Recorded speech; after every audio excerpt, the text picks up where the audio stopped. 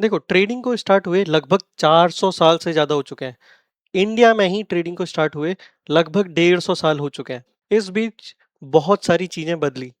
पहले जो ऑर्डर देने में लगभग हफ्ते लग जाते थे, वो आज कुछ मिलीसेकंड में ही हो जाता है। पहले जो ट्रेडिंग सिर्फ अमीर लोग ही कर पाते थे, आज वो ट्रेडिंग हर किसी के लिए इजीली एक्सेसिबल है। पहले जो ट्रेडिंग कागज और फ्लोर में चिल्ला चिल्ला के की जाती थी, वो आजकल एप्स, लैपटॉप्स, फ़ोन, इन सब जगहों पे बहुत आसानी से की जा सकती है। इतनी चीज़ें बदली, पर एक चीज़ है जो तभी भी रिलेटेबल थी और आज भी रिलेटेबल है, वो है डाउ थ्योरी, जो हमको ट्रेंड समझने में मदद करती है कि आखिर ट्रेंड होता क्या है, ट्रेंड की इंपॉर्टेंस क्या है और क्या-क्या हम इससे समझ सकते हैं, कैसे हम इसको आइडेंटिफाई कर सकते हैं, कैसे इससे हम प्रॉफिट बना सकते हैं और इसी को हम आज डिटेल में समझेंगे। तो बने रहिए, वीडियो के एंड में आपके पास सारे आंसर होंगे और कैसे ये 100 साल पुरानी थ्योरी आज भी रिलेटेबल है, हम ये भी समझेंगे। तो जो ये थ्योरी है, डाउ थ्योरी, ये चार्ल्स डाउ नाम के एक आदमी ने दी थी, जिन्होंने लगभग 100 साल पहले लेट 1800 में वॉल स्ट्रीट जर्नल पे अपने एडिटोरियल छापे थे और जिसकी हेल्प से ट्रेडर्स ने बहुत एक इंपॉर्टेंट चीज ऑब्जर्व करी। तो ये यहाँ पे उसी का एक इंट्रोडक्शन पार्ट है, आप चाहें तो इसको रोक के पढ़ सकते हैं। और अब हम बात करते हैं सीधे उन्होंने क्या कहा था उस बारे में। ठीक है, तो बेसिक टेनेट से हम स्टार्ट करेंगे। तो फर्स्ट बेसिक टेनेट था, द एवरेज डिस्काउंट्स एवरीथिंग। देखो, क्या होता है इसका मतलब समझते हैं। The sum and tendency of the transaction of the stock exchange represent the sum of Wall Street's knowledge of the past, immediate and remote, applied to the discounting of the future. There is no need to add to the averages as some statisticians do. Elaborate compilation of commodity price index number, bank clearings, fluctuation in exchange, volume of domestic and foreign trades, or anything else. Wall Street considers all these things. ठीक है, तो basically यहाँ पे ये बताने की कोशिश की गई है कि बहुत सारी चीजों को, बहुत सारे डेटा को देखने की जरूरत नहीं थी। वॉल स्ट्रीट अपने आप में इन सारे डेटा को रिफ्लेक्ट करता था एक या दूसरे तरीके से। अब देखो, आपको ये थोड़ा सिमिलर लग सकता है। क्यों सिमिलर लग सकता है, समझते हैं। अगर आपको याद हो, हमने पहले चैप्टर में भी पढ़ा था, sounds familiar, the idea that the market reflect every possible knowable factor that affects overall supply and demand is one of the basic premise of technical theory. जब हमने टेक्निकल थ्योरी या टेक्निकल एनालिसिस के premises की बात की थी, तो वहां पे हमने समझा था कि जो मार्केट में प्राइस मूव कर रहा है, वो अपने आप में सारा डेटा लेके ही चल रहा होता है, यानी कि आपको इंडिविजुअली डाटा पढ़ने की जरूरत नहीं है, वो आपका प्राइस में रिफ्लेक्ट हो जाता है। ठीक है, as mention in chapter 1। The theory applies to market averages as well as it does to individual markets. ठीक है, तो मार्केट एवरेज में तो आप अप्लाई कर ही सकते हो, इसके अलावा आप इंडिविजुअल मार्केट में भी कर सकते हो। And even makes allowance for acts of God. कोई भी डिजास्टर्स चीज हो गई है, तो वो भी आपका प्राइस में रिफ्लेक्ट करेगा।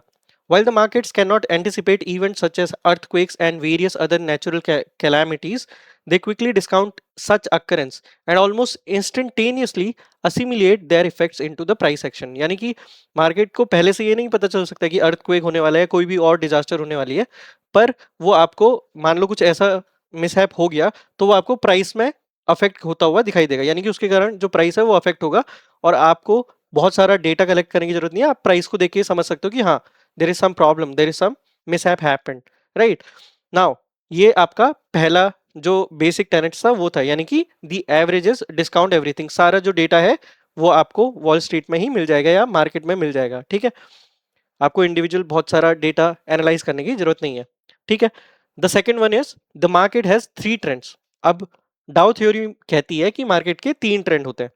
Before discussing how trends behave, we must clarify that Dow considered a trend. यानी कि पहले हम ये समझ लेते हैं कि डाउ के हिसाब से ट्रेंड होता क्या है। Dow defined an up trend as a situation in which each successive rally closes higher than the previous rally high and each successive rally low closes higher than the previous rally rally low. ठीक है, simple तरीके से मैं आपको समझा देता हूँ यहाँ पे क्या कहना चाह रहे हैं, ज्यादा कंफ्यूज नहीं होना है। तो यहाँ पे उन्होंने अप ट्रेंड को समझाने के लिए क्या बोला था कि मान लो प्राइस मूव कर रहा है, तो जो अप ट्रेंड में उसको हम तब कह सकते हैं जब वो प्रीवियस हाई से ऊपर हाई बनाएगा। यानी कि मान लो प्राइस, आपको पता है कि प्राइस कभी भी सीधे ऐसे नहीं मूव करता, वो ऐसे करके मूव करता है। अगर ऊपर की तरफ जाना है, वैसे ही नीचे की तरफ जाना है तो वो ऐसे ऐसे आता है, सीधे स्टीप नहीं आता है, राइट। तो वही वो बोल रहे हैं कि अगर अप ट्रेंड में है, तो आपको कैसे पता चलेगा कि अप ट्रेंड में? जो उसने प्रीवियस हाई बनाया है, मान लो 100 पे पहले मार्केट आया, वो 100 पे उसने टच किया, अब यहाँ से प्राइस थोड़ा थोड़ा नीचे आया है, ठीक है, 100 से मान लो 75 पे आ गया।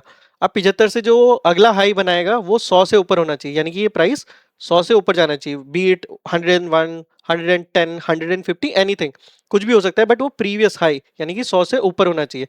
और जो प्रीवियस लो है, मान लो 75 पे स्टार्टिंग प्राइस था, 75 से प्राइस 100 गया, तो अब जब मार्केट नीचे की तरफ आएगा तो वो 75 से नीचे नहीं जाना चाहिए, यानी कि जो प्रीवियस लो है उससे ऊपर बनना चाहिए अगला लो, ठीक है।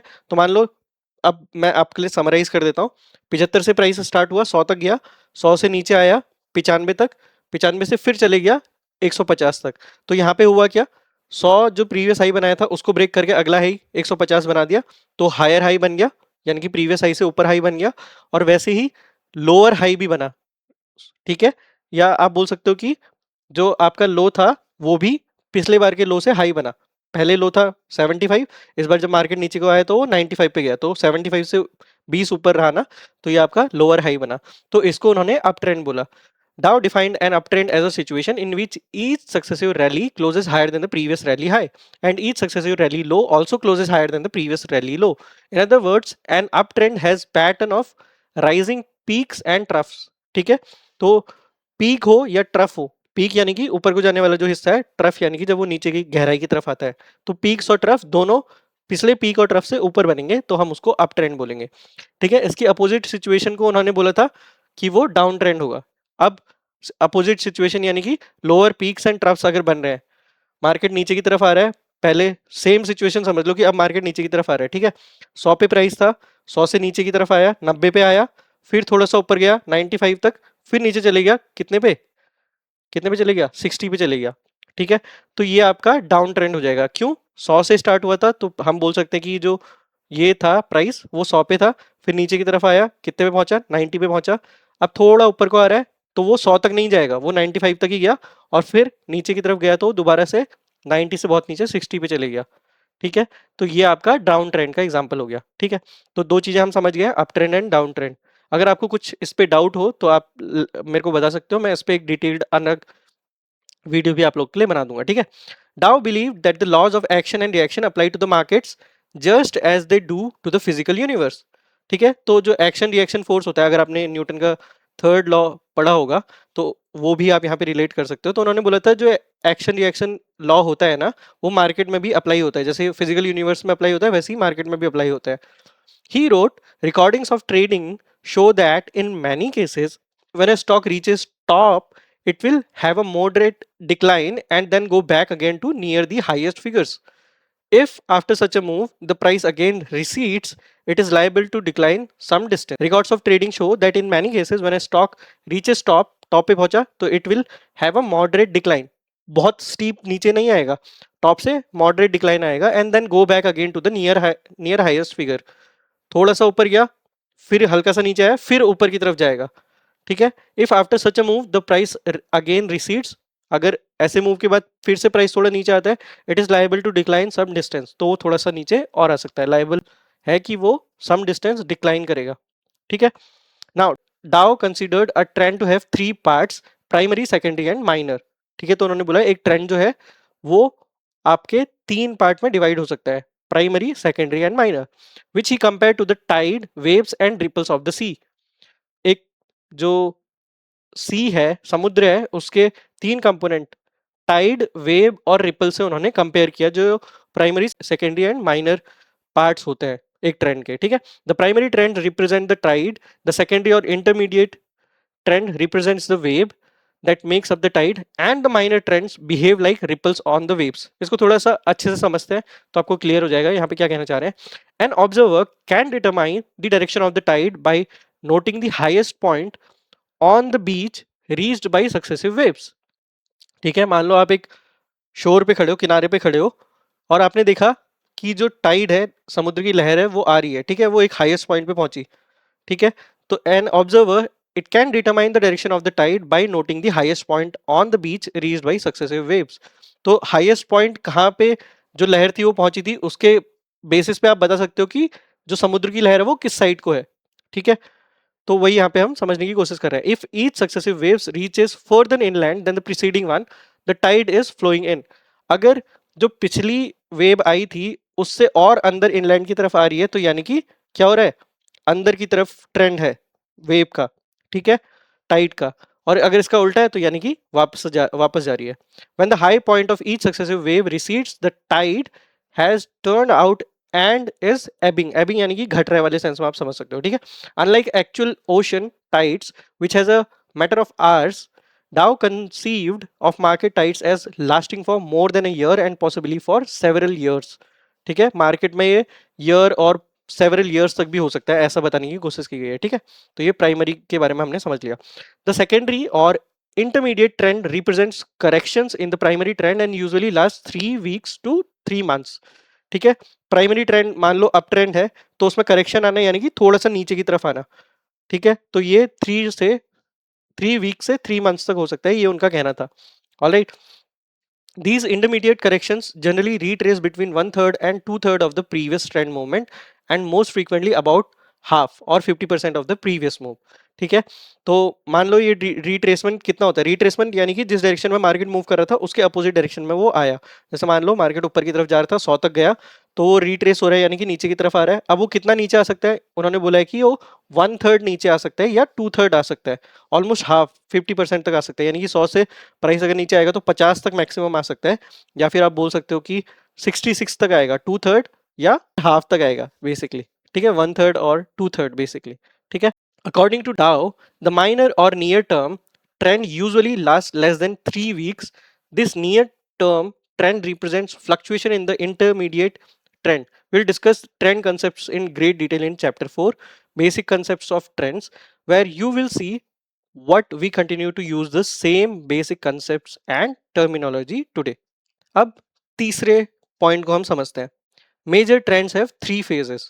अब उन्होंने बोला था मेजर ट्रेंड होता है जो, उसके भी 3 phases होते हैं। Dow focused his attention on primary or major trends, which he felt usually takes place in 3 distinctive phases: an accumulation phase, a public participation phase and a distribution phase। ठीक है, तो यहाँ पे एक एक करके हम समझेंगे कि क्या कहना चाह रहे हो। द accumulation phase किसको बोलते हैं? accumulation phase, एक अगर प्राइमरी ट्रेंड अप ट्रेंड चल रहा है तो उसमें 3 फेज होंगे: accumulation, public participation and distribution। कैसे होता है समझते हैं। accumulation phase में क्या होगा? It represents informed buying by the most astute investors। यानी कि मान लो ये वो इन्वेस्टर्स हैं जो बिल्कुल ट्रेंड के अगेंस्ट बाय करेंगे। जैसे मान लो एक नीचे की तरफ ट्रेंड था, उन्होंने बाइंग स्टार्ट करी और उन्होंने ट्रेंड को चेंज कर दिया। तो ये जो मोस्ट अस्ट्यूट ट्रेडर्स है ना, ये अक्यूमुलेशन फेज में क्या करते हैं? इन्फॉर्म्ड बाइंग करते हैं। ठीक है, यानी कि ट्रेंड चेंज करने में इनका हाथ होता है, आप ऐसा समझ सकते हो। If the previous trend was down, then at this point these astute investors recognize that the market has assimilated all the so called bad news, the public participation phase।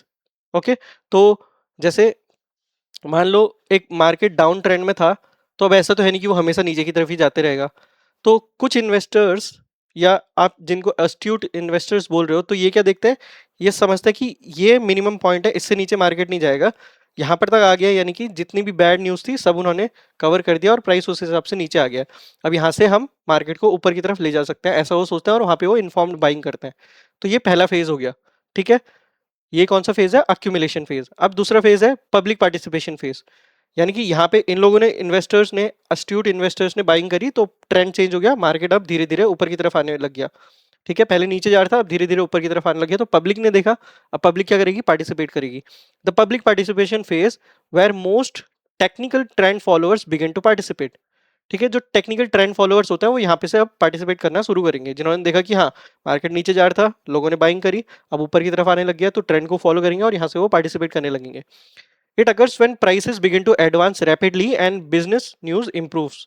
ठीक है, तो ये कब होता है कि प्राइस जो है वो बहुत रैपिडली बढ़ने लग गया है, बिजनेस न्यूज इंप्रूव हो गई है, तो यहाँ से आपको पब्लिक पार्टिसिपेशन दिखाई देगा। अब थर्ड फेज आता है द डिस्ट्रीब्यूशन फेज। अब इसमें क्या हो रहा है? The distribution phase takes place when newspapers begin to print increasingly bullish stories. तो मेन स्टोरी देखो कहाँ पे स्टार्ट हुई थी, मेन काम कहाँ पे स्टार्ट हुआ था? एक ट्रेंड में मार्केट नीचे की तरफ जा रहा था, जैसे आजकल भी आप बहुत रिलेट कर पा रहे होगे कि मार्केट जो जियोपॉलिटिकल टेंशन है, इन सब चीज़ों के कारण लगातार नीचे की तरफ ही जा रहा है इंडियन मार्केट। आप अगर देखोगे सेंसेक्स निफ्टी वगैरह, बट एक टाइम आएगा जब पॉजिटिव न्यूज़ आएगी या कुछ ऐसा होगा, तो जो अस्ट्यूट इन्वेस्टर्स हैं वो डिसाइड करेंगे कि हाँ, अब न्यूज़ भी पॉजिटिव आने लग गई है। मार्केट में सब लोगों को नहीं पता होगा, उनको पता चल जाएगा मार्केट के बिहेवियर को देख के और थोड़ा सा सेंटिमेंट्स देख के पता चल जाएगा कि यहाँ से हम बाइंग कर सकते हैं। तो वो एक रिस्क लेंगे, वहाँ से जो ट्रेंड है उसको चेंज करेंगे, फिर पब्लिक पार्टिसिपेशन आएगा, जो ट्रेंड फॉलो कर रहे हैं वो करेंगे। उसके बाद फिर स्टोरीज यानी कि न्यूज़ वगैरह, आजकल तो सोशल मीडिया मीडिया का ज़माना है, तो आपको सोशल मीडिया में बहुत न्यूज़ दिखाई देने लग जाएंगी कि हाँ, मार्केट अब बुलिश हो चुका है। तो यही फेज़ की बात हो रही है। ये कौन सा फेज़ है? जब स्टोरीज वगैरह, न्यूज़ वगैरह हर जगह आने लग जाएगा कि ट्रेंड चेंज हो गया है। तो ये आपका डिस्ट्रीब्यूशन फेज़ में आता है, जिसमें लगभग सबको ही पता चल गया है। The distribution phase takes place when newspaper begin to print increasingly bullish stories, when economic news is better than ever, and when speculative volume and public participation increase. ठीक है, सब चीजें आपको लगेगा कि बिल्कुल बढ़िया चल रही है और सब लोग पार्टिसिपेट भी कर रहे हैं। ये क्या है देखो, during this last phase the same informed investors, कौन से इन्वेस्टर्स? जो अस्ट्यूट इन्वेस्टर्स, जिनको हमने बोला था इन्फॉर्म इन्वेस्टर, जिन्होंने नीचे से बाइंग करी थी, जहां पे ट्रेंड बिल्कुल नीचे की तरफ जा रहा था, तो उन्होंने एक पॉइंट से बाई करना स्टार्ट किया ना। तो मान लो जैसे एक स्टॉक था, उसका प्राइस नीचे की तरफ जा रहा था, जा रहा था, जा रहा था, और वो पहुंच गया था, गिर के 80 तक पहुंच गया था। अब इन लोगों को लगा, इन्वेस्टर्स को, कि यहाँ से नीचे नहीं जाएगा, ये अब धीरे धीरे ऊपर ही बढ़ेगा। तो उन्होंने 80 पे बाइंग करी थी, 80 पे उन्होंने बाइंग करी, इन जिसके कारण प्राइस ऊपर गया। फिर 90 तक मान लो पहुंच गया था। 90 पे देख के बाकी लोगों ने भी, ट्रेंड जो पब्लिक पार्टिसिपेशन वाला फेज था, उन्होंने भी पार्टिसिपेट किया। प्राइस काई से मूव करता है, डिमांड सप्लाई से करता है, तो और बाइंग आई, तो मार्केट और ऊपर गया। अब जो 80 पे इन्होंने बाई किया था, वो मान लो 100 पे पहुंच गया है। 100 से अब क्या होगा? अब हर जगह न्यूज जाने लग गई कि हाँ ठीक है, मार्केट अब ट्रेंड में आ गया है, तो डिस्ट्रीब्यूशन फेज वाला आ जाएगा। तो अब ये जो जिन्होंने 80 पे बाई किया था, वो ऑलरेडी प्राइस 100 पे पहुंच गया, तो इन्होंने प्रॉफिट बना लिया है ना अपना। तो ये क्या करेंगे? ये यहाँ पे अब सेलिंग स्टार्ट करेंगे। Okay. Now, when economic news is better than ever, and when speculative volume and public participation increase, during this last phase, the same informed investors who began to accumulate near the bear market bottom, bear market यानी कि जब down trend में था, market जब नीचे की तरफ जा रहा होता है तो उसको बियरिश मूव बोलते हैं या बियर मार्केट बोलते हैं, अगर वो ऊपर की तरफ आता है तो बुलिश बोलते हैं। बहुत बेसिक्स है, आई होप आप सब लोग को पता होगा। ठीक है, now when no one else wanted to buy, begin to distribute before anyone else start selling. तो उन्होंने बाइंग भी कब करी थी? बाइंग भी तब करी थी जब सब मार्केट नीचे की तरफ जा रहा था, तो उन्होंने बोला कि नहीं, इससे नीचे नहीं जा सकता है, तो उन्होंने वहां से बाइंग करी। अब सब लोगों को सब कुछ हैप्पी हैप्पी दिख रहा है, तो यहाँ पे बाकी सब लोग बाइंग करेंगे, तो इन्होंने डिसाइड कर दिया कि अब हम सेल करते हैं, क्योंकि इन्होंने तो 80 से प्राइस उठाया था, 100 पे पहुंच गया ना, तो अब ये सेलिंग स्टार्ट कर देंगे। Students of Elliott wave theory will recognize this division of a major bull market into three distinct phases. R. N. Elliott elaborated upon Ria's work in Dow theory to recognize that a bull market has three major upward movements. In chapter 13, the Elliott wave theory will show the close similarity between Dow's three phases of a bull market and the five wave Elliott sequence. ठीक है, तो ये भी हम chapter 13 में cover करेंगे, उसके बारे में यहाँ पे बताया गया है।